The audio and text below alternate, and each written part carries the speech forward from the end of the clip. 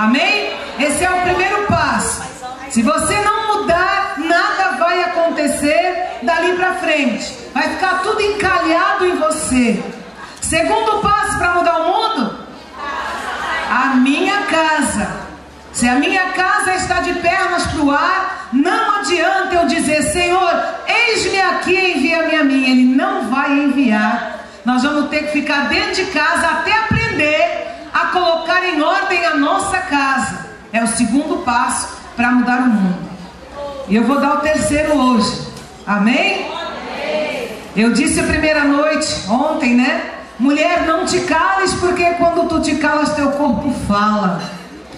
Hoje pela manhã eu falei: mulher, não te cales, porque a mulher sábia edifica a sua casa.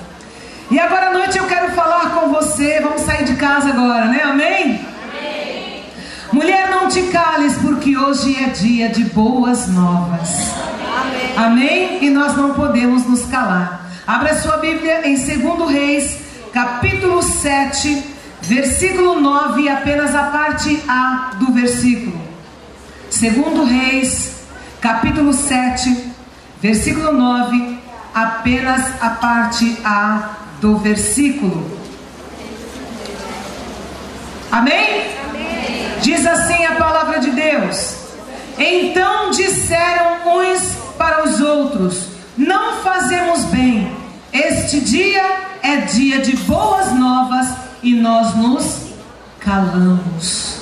Não fazemos bem, este dia é dia de boas novas e nós nos calamos.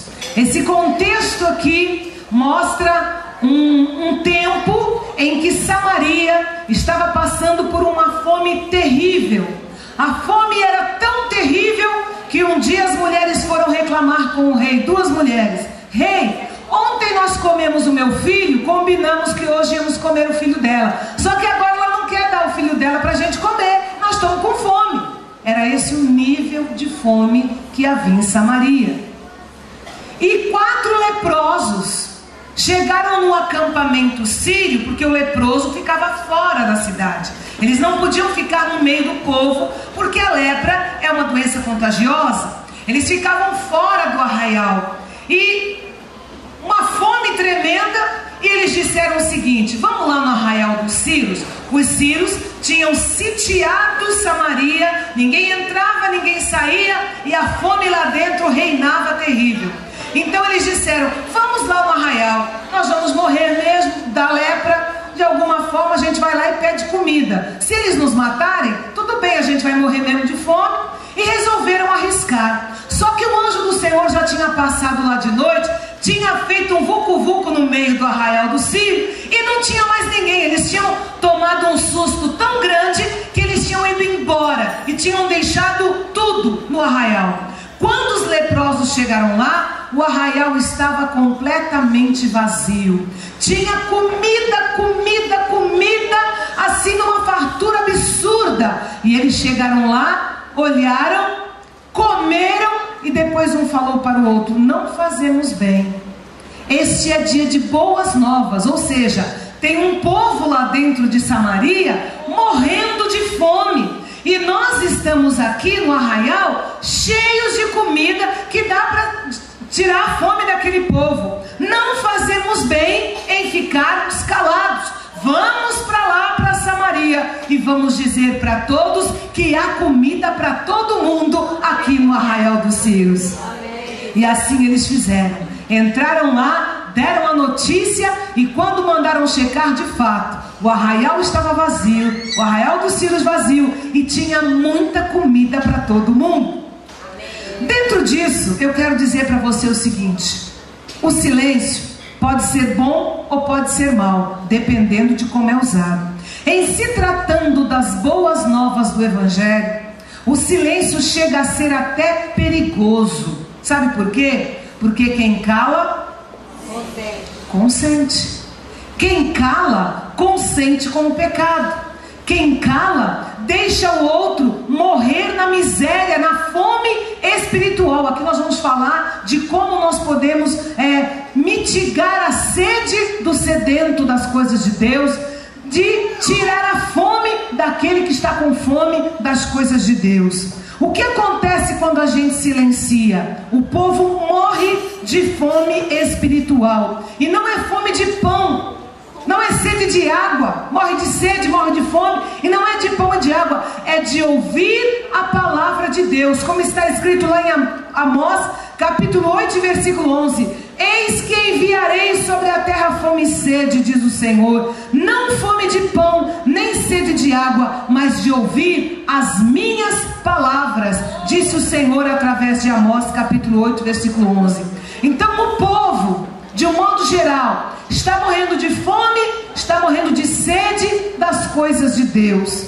É preciso que alguém vá lá e tire essa ignorância na qual o povo vive. Ignorância no sentido de que eles desconhecem quem de fato é Jesus. Às vezes mora na rua de um crente, é vizinho de um crente, mas se além do testemunho dele de comportamento, ele não abrir a boca para falar daquilo que Deus fez na sua vida, aquele pecador vai morrer de fome, vai morrer de sede espiritual pela ignorância com relação às coisas de Deus. Às vezes tem uma Bíblia em casa, mas não sabe o que está escrito nela, igual o eunuco quando encontrou com Filipe. E Filipe perguntou para ele: você está entendendo o que você está lendo? Ele disse não, ele estava lendo o profeta Isaías. Ele disse não, como eu vou entender se ninguém me explicar? E aí Filipe começou a conversar com ele e explicar para ele como Isaías falava a respeito do Messias que viria. E ali ele pregou Jesus, e na mesma hora aquele moço aceitou Jesus e quis ser batizado. Falou: olha a água aí, que impede de eu ser batizado? Ele já saiu dali compromissado com Deus, porque alguém explicou para ele a palavra de Deus, fez ele entender o caminho de Deus, o plano de Deus para a vida dele. E é exatamente isso que Deus quer de nós, que nós nos coloquemos à disposição de Deus, depois de termos arrumado a nossa vida, depois de termos colocado, ou pelo menos estar trabalhando para colocar a nossa casa em ordem, nós nos coloquemos diante de Deus e digamos para o Senhor: Pai, eu quero ser útil no teu reino, eu quero ser um instrumento para mudar o mundo. Eu sei que eu não vou mudar todo o mundo, mas as oportunidades que o Senhor me der, eu não quero perder. Eu quero ser um instrumento de salvação na vida dos outros também. Amém, aleluia. Sabe que existem muitas pessoas hoje no meio evangélico que são estilo água parada. Já reparou como é que é água parada? Ela cria um limo por cima, né? Fica aquele limo, cria bichinho, fica aquele negócio, né? Terrível. Aliás, hoje é até perigoso por causa da cólera, né? Aquela coisa nojenta vai ficando. Por quê? Porque aquela água chegou ali e parou. Chegou ali e parou. Água parada não presta para nada, certo? Não dá para beber, não dá para usar para nada. Fica aquela coisa parada ali. E vocês me perdoem, mas tem muito crente que está estilo água parada. Ele recebe Jesus na sua vida e acabou. Ele diz: agora estou salvo, vou esperar Jesus. Não mexe uma palha em prol do reino de Deus. Não mexe uma palha no sentido de tornar o reino de Deus conhecido a outros. E eu vou dizer para você, mulher, não te cales, porque hoje é dia de boas novas. E se você se calar, você vai estar fazendo mal a muitas pessoas que poderiam ser beneficiadas. Ora, como é gostoso nós estarmos aqui, não é verdade? Todo mundo feliz, todo mundo cantando, todo mundo levantando a mão, até eu levantando a mão. Mas isso não se resume a isso, a nossa vida cristã. Os apóstolos lá em Atos capítulo 1, capítulo 2 em diante, quando desceu sobre eles o Espírito Santo, eles ficaram assim: que delícia estar aqui. Eram 120 os que foram batizados com o Espírito Santo, mais ou menos a metade do que temos aqui hoje, que estavam no cenáculo e foram cheios do Espírito Santo. Que maravilha nós estarmos aqui. E daí era Deus operando maravilha. Mais um era convertido, o outro era batizado com o Espírito Santo. Glória a Deus, que maravilha nós estamos aqui. Só que não era isso que Deus queria. Não era era isso que o Senhor queria. Deus não queria um monte de gente que fica amontoado num canto só, recebendo as bênçãos de Deus e parado aí. Não é esse o plano de Deus. Nós vamos ver como é que Deus na realidade planejou que fosse a nossa vida nesta terra enquanto nós vivemos aqui. Mas ainda falando em água parada, eu queria chamar você um pouquinho para a geografia bíblica agora, para que você entendesse, quem já esteve em Israel, ou quem já por curiosidade olhou um mapa de Israel, vai se situar melhor. Mas mesmo quem nunca viu, não tem problema, dá para a gente esclarecer para você. Imagine comigo aqui, lá em cima, o Mar da Galileia, beleza? Aí vem o Mar da Galileia, dá água para o Rio Jordão, que desce todo sinuoso e corta Israel, o estado de Israel inteirinho. Desce, desce, desce, desce. O que tem aqui embaixo? O Mar Morto. O Mar da Galileia recebe água, né, de algum afluente lá em cima, e é um mar, né, quem já foi lá, navegou. Eu estive lá em 2011 e vou voltar agora. Já fui em 2011 para batizar minha filha mais velha. Estou voltando agora em 2014, em setembro, para batizar mais nova, em nome de Jesus, né? 2 viagens assim, é o único lugar que eu já passei do qual eu tenho saudade de querer chorar de saudade, é de Israel. Nunca aconteceu isso comigo, né? Mas é um lugar fantástico. O dia que você tiver a oportunidade de ir, vá, porque é uma experiência ímpar na vida de qualquer cristão. Então, no Mar da Galileia, o Mar da Galileia é um mar de água viva, de água saudável. Ali tem vida, ali tem peixe, é gostoso, é bonito, a água é bonita, é saudável. Aí ele vem e dá para o Rio Jordão. Rio Jordão vem descendo e desemboca no Mar Morto. O Mar Morto, como o próprio nome diz, é morto, né? Quem foi lá já boiou, até eu que não sei nadar, dei umas boiadinhas lá assim com medo de afundar, mas não tem jeito, não afunda mesmo. O negócio ali é difícil, nada sobrevive ali, né? Mar Morto. Então, por que o Mar da Galileia é vivo? Por que ele é saudável? Porque ele recebe e dá. Você entendeu? Ele recebe e dá para o Rio Jordão. Agora, por que o Mar Morto é morto? Porque ele recebe e não dá. Morre ali. A água vai e fica ali e não tem muita saída, digamos assim. Uns afluentezinhos ali em volta, mas é coisa pouca. É um mar morto. Então, Deus nos chama para que nós sejamos um estilo Mar da Galileia. Nós recebemos do Senhor e distribuímos a quem precisa. Recebemos do Senhor e distribuímos para quem precisa. Recebemos de graça e damos de graça. Recebemos bênçãos e transmitimos essas bênçãos. E com isso, recebemos um renovo constante de Deus e não ficamos água parada. Agora, se Deus nos abençoa e a gente fica feliz da vida e paradinho, a gente vai ser um crente estilo Mar Morto. Recebe e não dá. E fica aquela coisa empacada dentro da igreja, anos e anos e anos e anos, não produz fruto, não produz vida e acha que está abafando diante de Deus.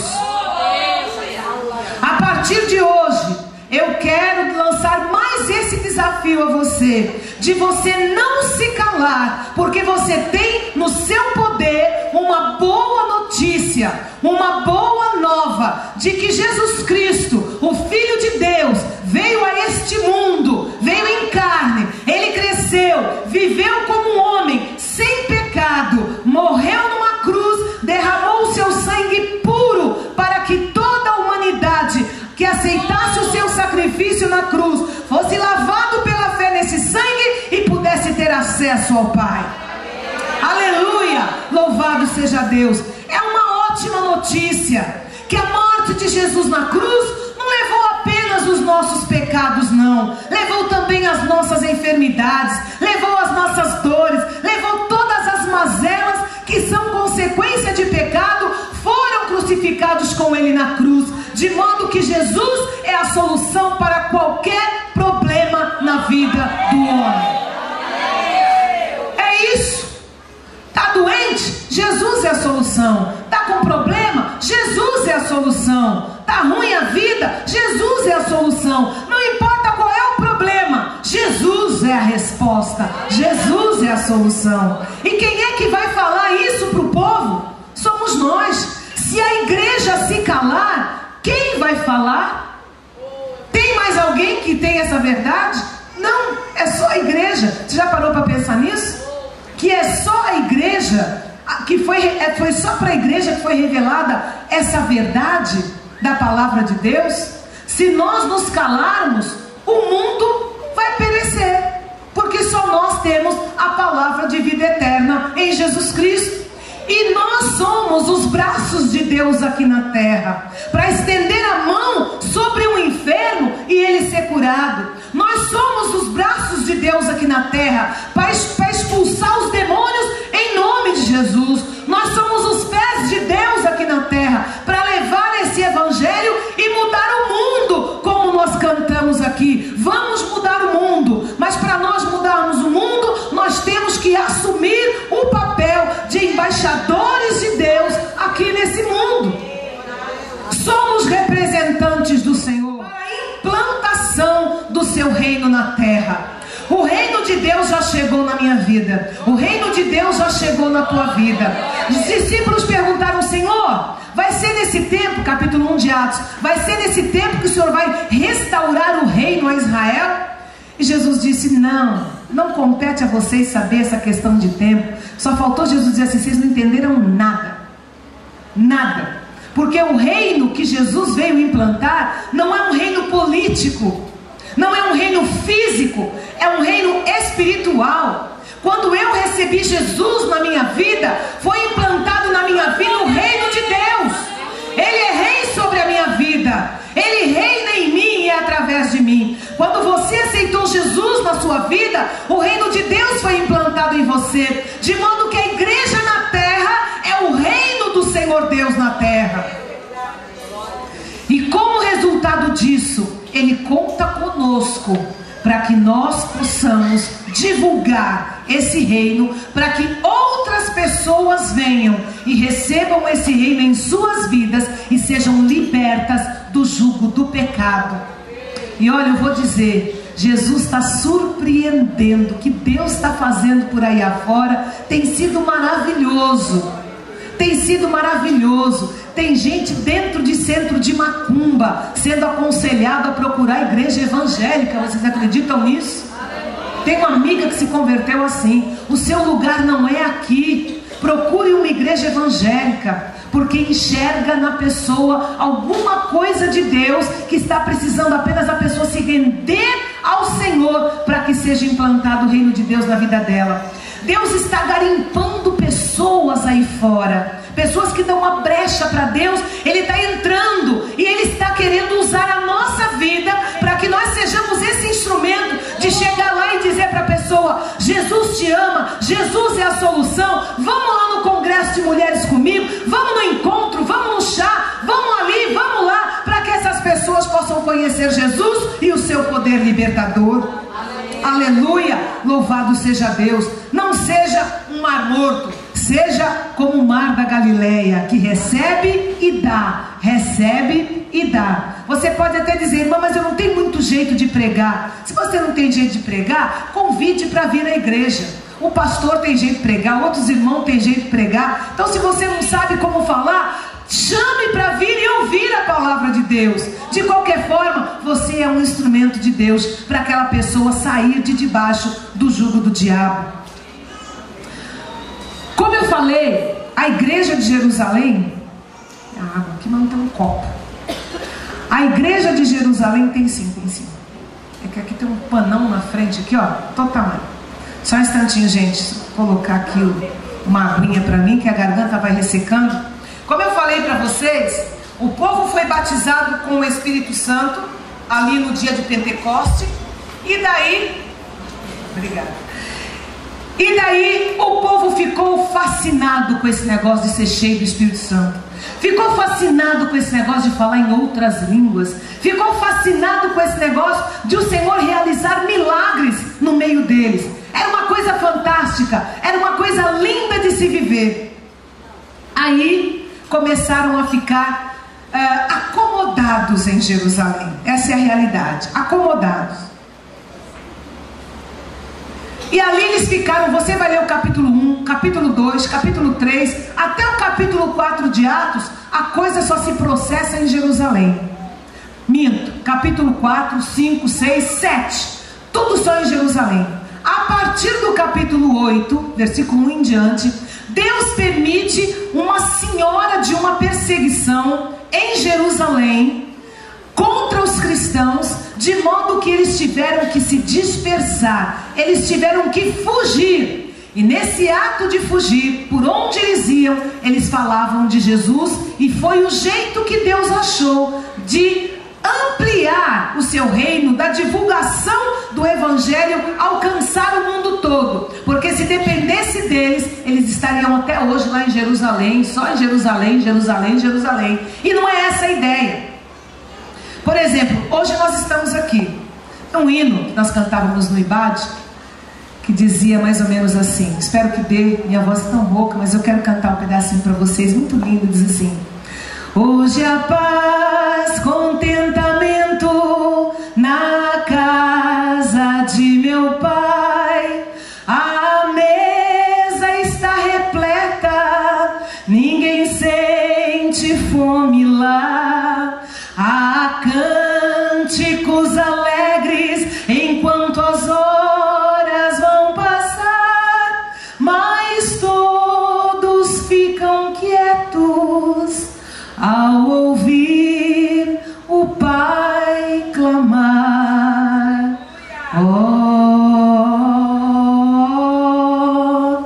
minha casa está cheia, mas meus campos estão vazios. Quem irá ao campo trabalhar? Todos querem só ficar ao redor da minha mesa, enquanto a seara vazia está. A seara vazia está. É isso. Todo mundo quer ficar só aqui dentro, porque aqui é gostoso, porque aqui o poder cai, a presença de Deus é sentida, a gente tem comunhão umas com as outras, é tudo tão gostoso aqui dentro. Mas nós não podemos esquecer que a seara está vazia, precisando de que você leve até lá uma palavra de Deus para confortar um coração, para libertar uma vida. E a sede é tão grande, irmãos, é tão grande.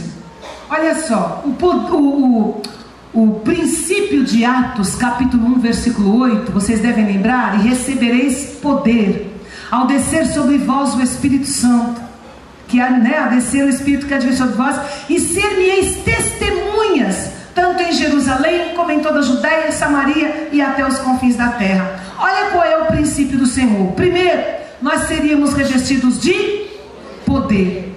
Revestidos de poder. Isso, no original grego, significa, a palavra que está lá é dínamos. Dínamos é como um efeito de dinamite. Vocês vão receber dentro de vocês algo que, como se fosse uma bomba, um revestimento de um bum, entendeu? É isso que vocês vão receber. Próximo passo, vocês vão ser minhas testemunhas. A palavra testemunha aparece 29 vezes no livro de Atos, e o original é a palavra mártires. Mártires, de onde vem a nossa palavra mártir.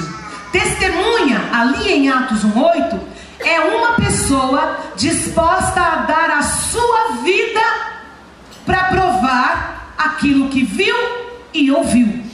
Entendeu? Então você recebeu um revestimento de poder, e agora você está sendo abençoado pelo Senhor. Deus está dando experiências sobrenaturais para você, e você vai compartilhar isso com outras pessoas, porque você não é uma mera espectadora, você é uma testemunha viva do que Deus tem feito. E aí tem gente que diz assim: não, mas eu não sei falar. Fale o que Deus fez por você, só isso, mais nada. Uma pessoa que aceita Jesus hoje, ela já tem condição de ser uma testemunha. Por quê? Porque ela vai falar aquilo que Deus fez na vida dela. E ela vai falar isso ainda que alguém diga: não fale, cala a boca. Não, mas eu não posso calar a boca. Eu não posso voltar atrás naquilo que eu tenho experimentado. Eu não posso simplesmente negar o que Deus tem feito na minha vida. Eu me lembro quando eu estava no meu primeiro ano de seminário, eu tinha um professor, não sei se foi o professor Isaías, o Cláudio Rogério, não foi seu professor, o marido da Raquel, filha do pastor Colenda. Ele foi meu professor de filosofia, excelente professor, tão excelente que ele confundiu minha cabeça. Primeiro ano, gente cheio, animado, querendo aprender, e lá na classe ele de repente começou: eu quero que vocês me provem a existência de Deus. Aí todo mundo pegou a Bíblia. Não, sem Bíblia.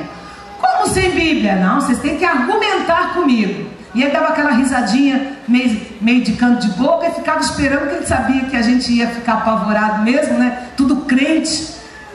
E a gente ali tentando, um falava uma coisa, outro falava outra, e ele ia rebatendo de propósito, só para poder fazer a gente pensar. Chegou uma hora que a minha cabeça ficou tão confusa com aquilo tudo, que eu saí da classe, pedi licença, como se fosse para ir no banheiro, saí pelo corredor. E eu fiquei pensando: meu Deus, será que Deus existe mesmo? Fiquei assim: será que Deus existe mesmo? E estou andando pelo corredor. De repente o Espírito Santo fala no meu coração: ainda que provassem por A mais B que Deus não existe, que os argumentos provassem que Deus não existe, você não pode negar o que você tem ouvido, visto e experimentado na sua vida. Queridos, aquilo foi o suficiente para eu dar meia volta, voltar para a classe, e nunca mais nada me confundiu. Porque quando as coisas parecem não muito esclarecidas para mim, eu lembro do que eu tenho presenciado na presença de Deus. Eu lembro do que eu tenho recebido. Eu lembro do que eu tenho visto. Eu lembro do que eu tenho ouvido. E eu não posso negar experiência pessoal. Eu não posso negar o que Deus tem feito na minha vida. As inúmeras experiências que eu tenho tido, eu não posso negar. Por isso eu me coloco no lugar de testemunha de que Jesus é vivo, Jesus é rei, Jesus é maravilhoso, o meu Deus é grande, e Ele pode sim mudar a vida de qualquer pessoa, fazer dela filho dele, uma filha dele, lavada e remida no sangue de Jesus. Agora, todos nós, de alguma forma, que aceitamos Jesus, somos testemunhas. Eu diria que nós somos missionárias, porque nós temos uma missão, e a nossa missão é mudar o mundo através do testemunho de quem é Jesus. E aonde é que a gente vai testemunhar? Jesus disse que era para começar por qual lugar primeiro? Jerusalém. Era para começar por Jerusalém. Jerusalém pode ser a nossa casa, Jerusalém é a nossa cidade, Jerusalém é o nosso bairro, Jerusalém é tudo aquilo que é próximo de nós. Jerusalém.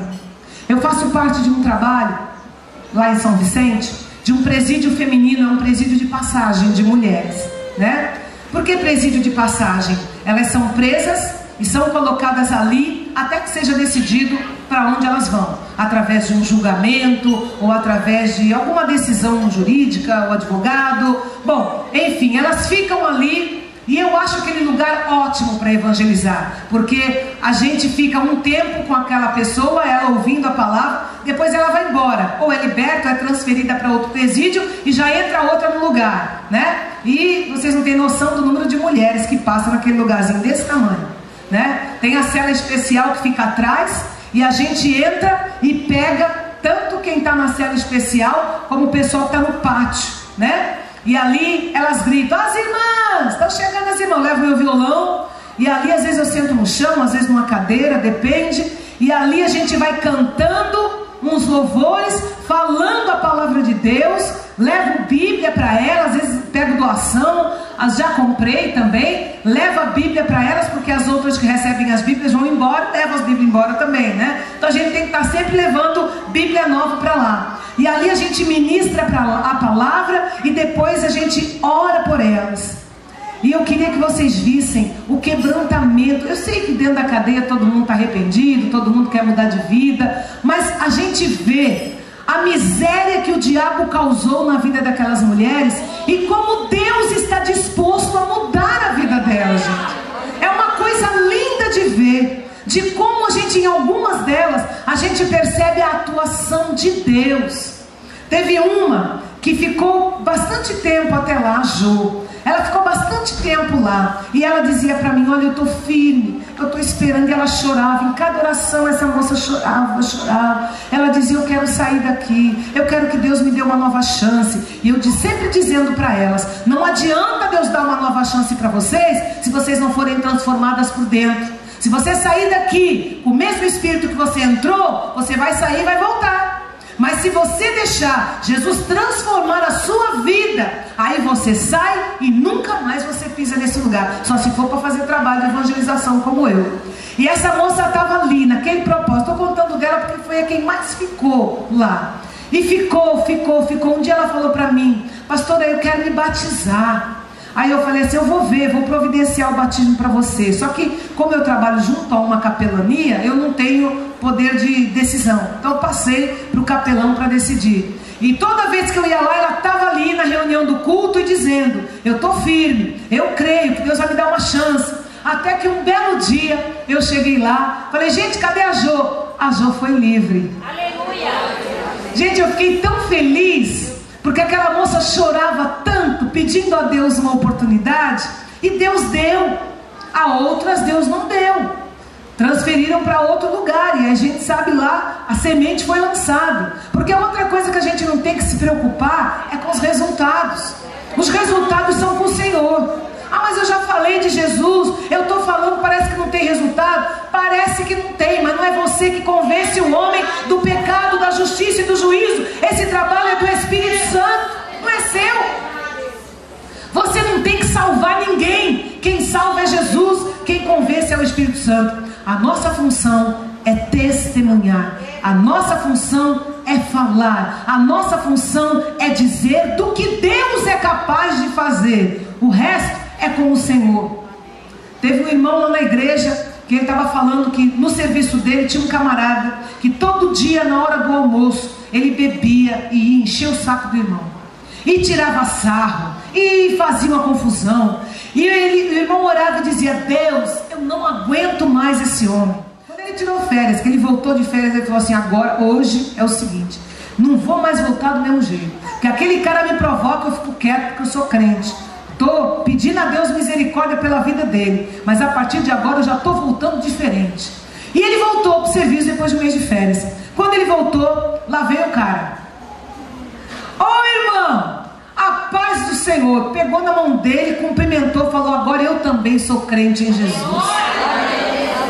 O fato de você nunca ter me revidado, o fato de você ter se comportado sempre como crente, me tocou de tal forma que eu acabei procurando uma igreja para conhecer melhor o seu Jesus, e hoje eu sou crente em Jesus. Bem no dia que ia levar um soco no meio da cara. Glória a Deus, né?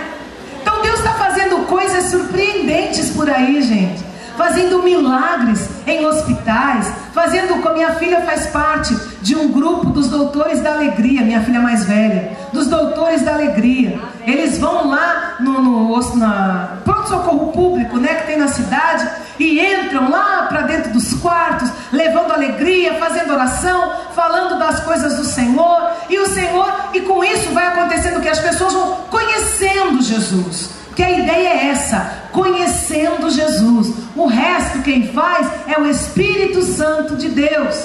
Nós só temos que semear, sair semeando. A gente não sabe qual é a terra que é boa, qual é a terra que é ruim, qual é a terra que é mais ou menos. A gente não conhece nada de terra, que seria no caso o coração do homem, mas o Espírito Santo conhece. Por isso nossa função é semear, e os resultados são com o Senhor. Amém? Louvado seja Deus. Então nós temos que evangelizar em Jerusalém, na Judeia, Samaria e até os confins da terra. Em outras palavras, aonde você pisar o seu pé, seja aqui, nos Estados Unidos, no Japão, seja uma testemunha de Jesus. Viu? Crente não tira férias. A vida cristã não tira férias. Você pode passar, vou passar minhas férias lá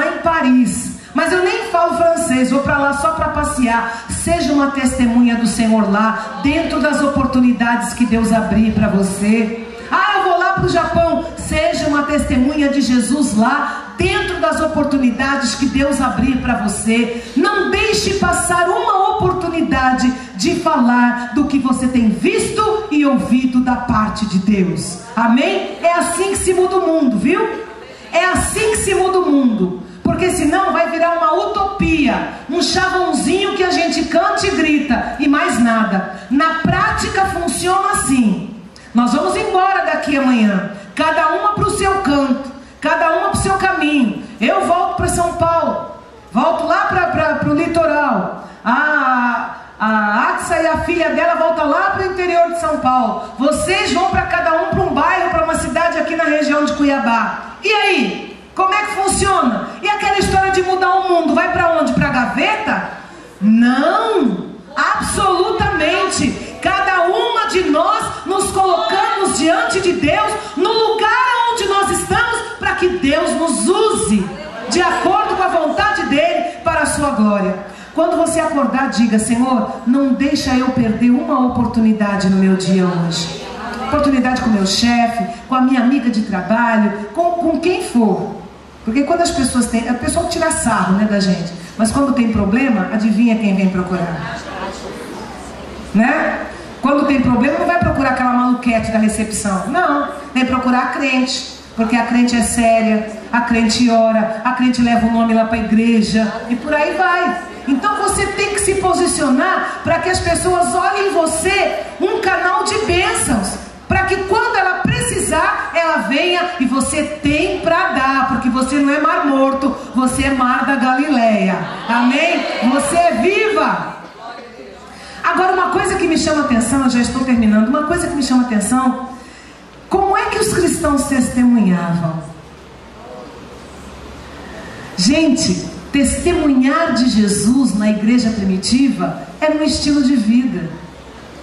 Não tinha conferência missionária, não tinha culto ao ar livre, não tinha evangelização de sei lá o que, não tinha. Simplesmente cada um assumia o seu papel como filho de Deus e saía falando para a vizinha do canto, da direita, da esquerda, o pessoal do trabalho, ia falando. Era um estilo de vida. Falava: olha, eu sou crente em Jesus. É mesmo? É, sou e tal. E ali rolava uma conversa e uma evangelização. Era assim que a igreja primitiva crescia, naturalmente, porque todos os crentes tinham a evangelização. A ideia de mudar o mundo estava na veia. Então conversava naturalmente sobre as coisas de Deus com os incrédulos, e eles tinham vontade de conhecer Jesus. Viu? E aqui está a dica para nós. Viva um tipo de vida de modo que as pessoas tenham vontade de conhecer Jesus através da sua vida. Luz, se eu acender um palito de fósforo aqui, ninguém vai mal vai perceber. Por quê? Porque aqui está tudo iluminado. Agora, se acabar a energia e eu riscar um palitinho de fósforo, o que vai acontecer? Todo mundo vai olhar: olha lá a luzinha lá, é uma luzinha. Por isso que tem aquele louvor: minha pequena luz, eu vou deixar brilhar. É pequenininha, mas deixa ela brilhar. Porque na escuridão do mundo, a tua pequenina luz faz uma grande diferença. Aleluia, louvado seja Deus. Então aqui dentro todo mundo brilha. Eu quero ver brilhar lá fora. O sal no saleiro não presta para nada. Agora tiver um pedação de carne assim, semeia sal em cima assim, que o negócio muda de figura e fica conservando a carne. Então nós temos que ser sal fora do saleiro e luz aonde tem treva, para poder fazer valer aquilo que Deus tem feito na nossa vida. Amém? Estilo de vida. E eu quero encerrar contando para vocês uma coisa muito interessante que aconteceu em Belo Horizonte. Se não fosse trágico, seria como? É engraçado, né? Mas uma coisa muito interessante aconteceu. Quem contou foi o pastor Jeremias Pereira, pastor da 8ª Igreja Batista de Belo Horizonte. Ele disse que um amigo dele estava fazendo uma série de cultos, né, lá na igreja dele, e cultos, ele queria muito ganhar para Jesus um advogado que era amigo dele, um advogado muito influente. Ele queria ganhar esse advogado para Jesus. E ele convidava sempre o advogado: vai lá na minha igreja, vai lá na minha igreja. E o advogado nunca ia. Um belo dia o advogado falou assim: eu vou lá na sua igreja, pastor. Falou assim: é mesmo? Vou. Vai quando? Domingo eu vou lá. Beleza, aquela semana ele jejuou, ele orou, ele preparou um sermão bem preparadinho e ficou no jeito para poder pescar aquele peixe para Jesus, né? E tá lá no domingo ele sentado no púlpito e olhando lá para a porta para ver a hora que o advogado ia chegar, para poder até colocá-lo um pouco mais para frente, um lugar privilegiado, para poder ouvir a palavra. E nada do advogado chegar. Quando estava já o culto já em andamento, entra o advogado pela porta. Só que antes de que ele pudesse falar, o advogado já achou um lugarzinho ali, pumba, sentou. E ali ficou. Ele falou assim: quer saber, eu vou deixar ele quietinho lá, não vou mexer não. E aí o culto rolou. Daí a pouco o pastor foi, abriu a palavra e começou a pregar aquele sermão, né, que ele tinha preparado, jejuado na semana toda, orado. E pregou. E quando acabou de pregar, então ele fez o convite, né?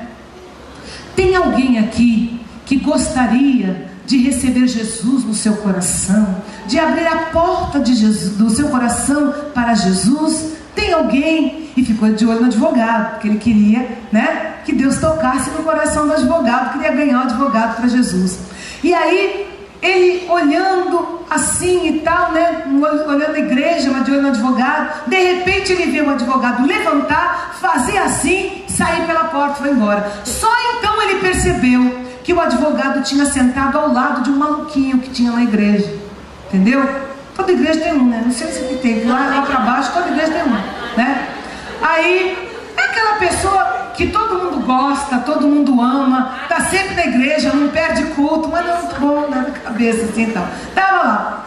Aí ele falou: oh meu Deus do céu, tanto trabalho para poder trazer esse homem para a igreja, e ele senta ali. Eu não acredito que meu trabalho foi por água abaixo. Enfim, ele falou: decepcionado, chateado, acabou o culto, foi embora para casa. No dia seguinte, tá ele lá no gabinete pastoral, aparece o advogado com uma Bíblia na mão. Pastor, quero conversar com o senhor. Ele falou assim: mas o que foi? Ele falou assim, o pastor pensou: aquele maluquinho falou umas bobagens, chateou ele, e agora, o que eu faço? Ele falou assim: olha, eu queria pedir desculpa. Não, pastor, por favor, deixa eu dizer para o senhor o que aconteceu comigo desde ontem. Ele falou assim: então fale, o que foi que aconteceu? Pastor, o senhor viu que eu sentei ao lado de um moço? Pensa que não é muito certo, né? Não, vi, desculpa, não.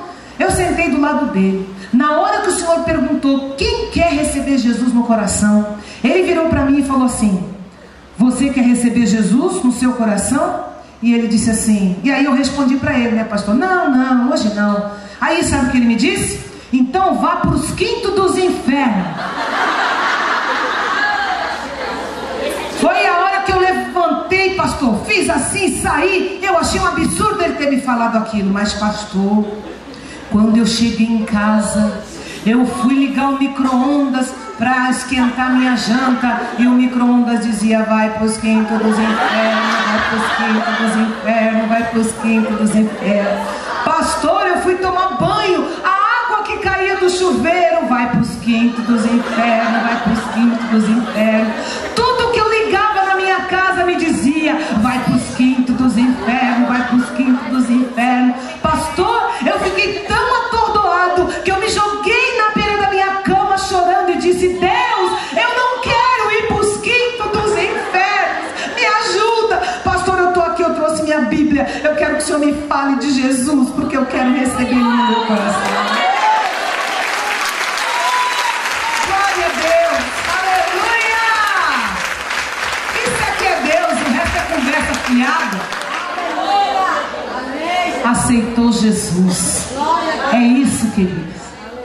Mas ele é um maluquinho da igreja. É um maluquinho, mas é crente, tá? É maluquinho. Você teria coragem de dizer isso para um advogado chique que chegou na sua igreja? Eu também não. Mas o maluquinho falou. E Jesus salvou o cara, entendeu? Deus só precisa de alguém que se coloque diante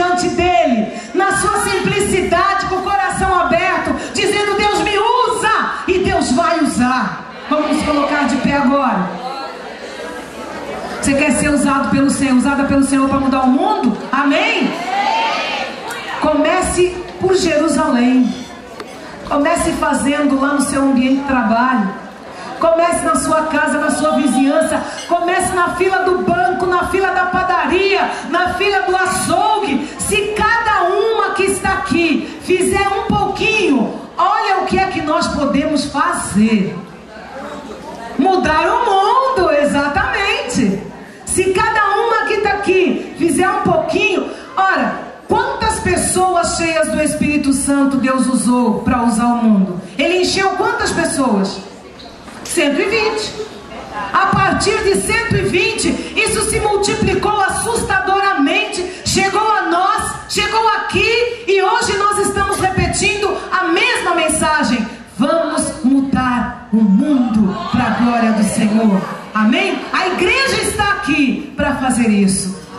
E eu quero que agora você se coloque diante do Senhor, que agora é você e Deus, né?